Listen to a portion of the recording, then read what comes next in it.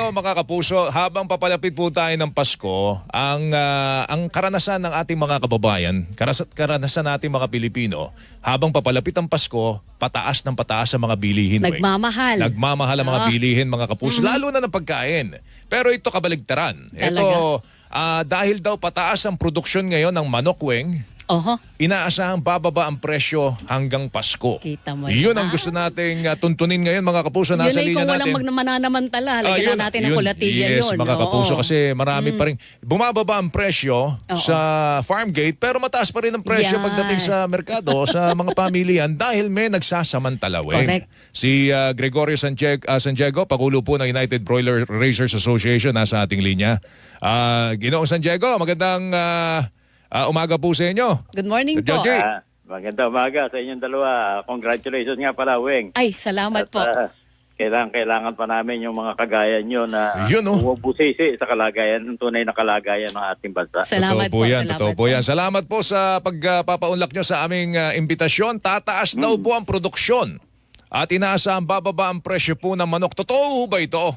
Itong balitang hindi ito, po makapaniwala si Joel eh. Hindi ako makapaniwala eh. Kasi Joel, pangkaraniwan naman natin naririnig yan eh. Kapag sa bigas, pinangako July, hindi ba, Agosto, bababa. Ngayon, ang pangako na sa Enero daw. Samantalang umiral na yung batas na binababaan yung tarifa na importasyon sa imported na bigas. So, sa manok po. Kung baga narasanay na ang tao sa manok, ang bumababa talaga, ang naglalaro sa farm gate. Tama yung sinabi mo, Joel. Nung Sabado, sa katunayan, sa Bulacan, 98 na lang per kilo. Lugi na naman yung mga magmamanok. Ay, ganon. Bakit po? Ba't binibenta nyo ng palug eh? Ano yan market dictated yan matumal eh. Matumal. Wala nang pera ating mga kababayan Wala nang ayuda eh. So hindi dahil sa may problema may sakit sa poultry natin, kundi talagang wala lang pong pera ang tao. Hindi yung takot magkonsumo ng manok. Dapat nga tumaas kasi wala naman sakit sa broiler, sa poultry. May sakit baboy. Dapat meron tayong hindi ba yung shift dapat lumalakas ang konsumo ng manok. Magkano ang puhunan ninyo, Sir Joji? Mga ngayon, kasi alam mo, record ang sisiw ngayon, 58 pesos per head. Dati 22 lang yan. Ganun? Ang laki, no? Laki ng tinaas pala. More than double. 26% na siya ng production cost namin. Okay. Kaya ngayon, ang puhunan namin, mga computation namin, mga 110, 115 pesos per kilo. 110, 115. So, 17 pesos ang paggalugi ninyo. Bawat manok. Bawat kilo. Hindi, bawat kilo. Bawat kung 2 kilo manok mo, di doble yung lugi mo doon sa sinabi mo. Ay, seryoso po. Hindi pa kasama dyan yung hirap ng pag-aalaga ng manok dito sa lokal na industriya. Kung 98 dapat, ang farm gate ang benta ninyo, 98. Magkano dapat ang benta sa palengke? Sa mga palengke? Yan, divided by 69% ang computation dyan. Malit, hindi nagbabago. Kung hindi ba napadala ko sa inyo ng bisan, bumaba sa farm, pero tumaas pa sa retail. Yan, galing sa DA yung yung data na yan. Pero dapat sinisita nila yan Dapat sinisita nila. Ano sa tingin niyo po magpapatuloy ganitong trend hanggang sa pumasok ang Disyembre? Kasi mas lumalakas yung demand by then. Nasa news nyo kanina na ina-expect ng USDA mismo na ang i-import natin sa susunod na taon, 480 billion kilos ng dress broiler. Yun legal. Pero ang dami ng illegal. Ganon. Sa news nyo kanina. Mas marami ba yung legal kaysa doon sa illegal? Marami naman siguro, pero yung legality kasi, meron yung tinatawag na technical smuggling, Joel. Yung meron yung outright smuggling, hindi deklarado, at meron yung technical smuggling, yung pinapababa nila yung presyo para maliit lang yung pwis nilang bayaran. Maraming ganyan. Ang pinakamalaking factor dito, nag-iingat tayo sa sakit, pero wala naman tayong first border. Hindi naman natin ini-inspect yung mga yung mga dumadating na karne ng baboy man o manok o baka. Hindi ba nagkaroon ng significant change during, dahil medyo sa ASF problem natin, di ba? Tsaka yung dun sa first border, yung issues tungkol sa first border, dapat, hindi ba nagagawa ng paraan ng DA yan under Secretary Laurel? Wala pa. Wala pang naitatayo na first border. Yan, nung sumali tayo sa WTO, yun ang unang requirement maging mahigpit tayo, dapat may first border para na-check natin yung mga dumadating. Actually, lahat ng problema natin sa sakit galing dyan. Banyaga naman sa atin yung ASF at bird flu eh. Bakit tayo mag-aangkat ng 48 million kilos, Sir George? 400. I'm sorry. Million. 480. 80 million. 480 million. Tataas daw yung demand. Yun ang sinasabi namin eh. Pero tataas ang demand, pero mahinang ang demand, di ba, sabi niyo? Oo. Ang inaano kasi, alam mo, Weng at Joel, yung ating gobyerno, pinahasa ang tao natin sa limos. Yung ayuda, limos yan eh. Kaya pagka natigil yung ayuda, walang pambili yung tao. Nararamdaman namin kagad sa palengke yan. Ganoon? Ngayon, ang inaano namin, kaming mga maliliit. May pera ba sa limos? Meron bang pera sa limos? Meron, di ba? Sir George? Nababalita nasa news yan. Di ba, kung minsan 10,000, 1,000 lang nakakarating doon sa dapat na patunguhan eh. Oo nga ho. Oo. Kaya nga natutuwa ako at kayo patuloy kayo ng binubusisi nyo yung nangyayari sa ating bansa para malaman ng mga kababayan natin kung ano nangyayari. Sir Georgie, ang pinapahirapan, kaming mga local producers, sobrang hirap namin ngayon. Bago, may mga probisa ngayon at kung nadadagdagan, bago ka makapag-alaga ng manok, kukuha ka ng permit, loading permit ang tawag. Pag hindi ka pinayagan, hindi ka makapag-alaga. At pag nakapag-alaga ka, kukuha ka naman pagbebenta mo ng hauling permit. Pagka hindi ka binigyan nun, hindi ka rin makakabenta. Ganun kahirap ang local. Samantalang yung imported, ang hinihingi lang ay yung Certificate of Meat Importation. Kahit ang lugar sa Pilipinas, pwede kang ano. Samantalang kami, limitado yung pagdadalan. Ang sinasabi nga namin, bakit hinihigpitan? Wala namang kaso ng bird flu ngayon sa manok. Lalo na sa broiler. Sabi nga namin, kung nung COVID nga pagka lang may lugar lang na mayroon, doon mahigpit. Pero, biro mo, buong Pilipinas, napakahigpit ngayon. So, damay kayo doon sa ASF, no? Parang ganon, damay kayo.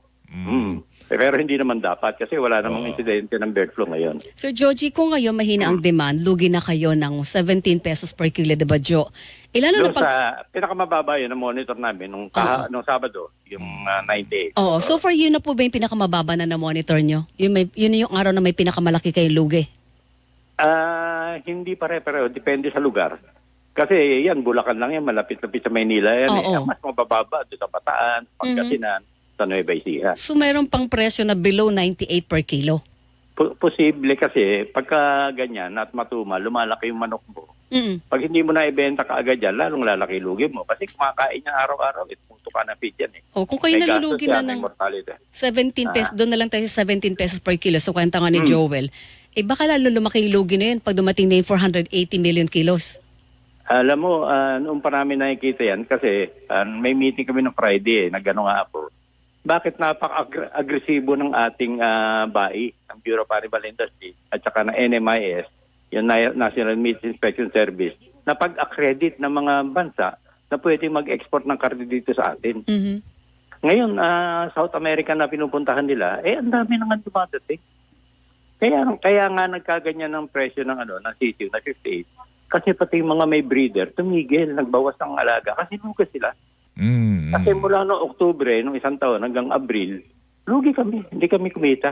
Kaya yung iba, sinabi na namin sa DA yan, ang nakakatakot yan, pag tumigil yung may mga breeder, matagal ang cycle yan.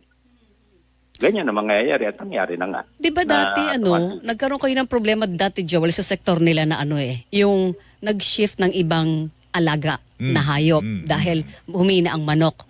Ngayon naman, na bumalik na sila, pwedeng tumigil ulit, Sir Georgie, dahil sa hina naman ng demand. Oo, at saka ang lalaki ng kalaban. 5 yung multinational companies na nandito sa Pilipinas na nagpo-produce ng broiler at ilan dito, nagpo-produce din ng itlog.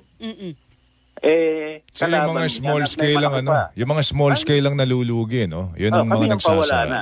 Kami ang pawala na kasi nga biro mong kalaban namin yan ang nakikakumpetensya kami dyan. Sinasabi nga namin kahit yung meeting namin kay Presidente Bongbong, nasa pronouncement na i-maintain niya small and medium kasi ito ang generator at malaki din ng contribution sa economy. Correct, opo. Ako sa industriya namin, hindi kami yan nawawala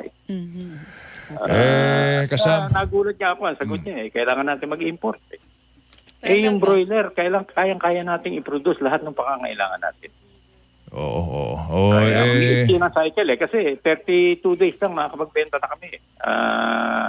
Joel Weng So ang bilis. Pero yung breeder, ang tagal ng cycle niyan. Ano bang paliwanag, Sir Joji? Bakit kailangan pa rin yung importation kung kaya nyo namang i-produce? Alam mo, kung minsan, money prevails over reason. Ganon. Yan ang Kasi, ang mandato kasi ng Department of Agriculture, pangalagaan at payabungin ang local na agrikultura. Trabaho yan sa kanila yung mga nag-i-import, ito yung mga nagre-regalo May ayuda ba sa inyo? Wala.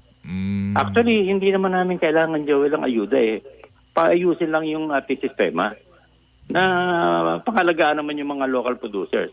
Ang sabi ko nga, ang pinaka-nakakalungkot dito, mauubos na yung mga legitimate na mga farmers natin. Ayaw na manahin ng mga anak namin yung aming negosyo Oo nga. Sa totoo lang. Sumasakit lang ulo nila. Sasakit lang ulo nila, no? Ang henerasyon kasi namin, ewan ko kung kasama kayo dyan, Joel Weng, matsatsaga na kahit yan nalulugi, ito hanap buhay natin mga anak namin, naku, ba't kayo magtsatsaga dyan? Napaka-stressful, hindi kayo kumikita. Oo nga po. Mawais naman yun, di ba? Sige. Ang mangyayari, hindi naman mawawala yung itlog at saka yung broiler. Kaya lang, magiging matitira dyan yung malalaking kumpanya at mga magsasaka natin, hindi talaga magsasaka, farm workers na lang sila. Alam mo, Weng, gusto kong hanapan ng katwiran yung patuloy na pag-i-import ng ng karning manok ng ating pamahalaan. Gusto kong hanapan ng katwiran na sila iniisip nila yung kapakanan ng mga consumers para mapababa ang presyo. Ang problema, Weng, 180 pa rin ang presyo ng manok. Yun nga, buti nga sana. Nalulugi na nga yung local producers mo. Kaya nagtataka naman ako bakit hindi mo mapababa yung presyo sa kabila ng sangkaterbang importation na ginagawa na natin. Parang bigas nga lang. Totoo yan. Alam ba, nag-umpisa yung maraming importasyon 2000.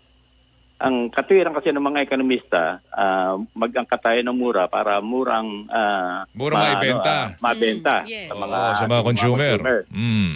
Sabi ko nga, mula 2000, pataas ng pataas yung volume ng imports natin. Pero pataas ng pataas din yung presyo. Hindi naman nangyari yung bumaba yung presyo Kasi yung mga importers, gusto din niya kumita ng malaki Yun lang naman niya, negosyo ng malaki babawi tayo, Sir Joji, sa midterm elections.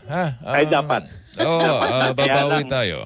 Kaya lang, alam mo, napag-aralan na ng mga politiko natin lahat yan Ganon. Oo nga. Diba? Sangkaterbang investigasyon na yan, Sir Joji Hindi ba na minsan nag-comment ako sa inyo na kinuko nyo yung pabutihin yung sistema ng pag-aaral dito sa atin. Sige po. Sir Joji, salamat sa oras mo. Mag-ingat ka. Ingat po. Ingat. Thank you po. Thank you po. Salamat po. Sir Gregorio San Diego, Pangulo po ng United Broiler Raisers Association. Kahapon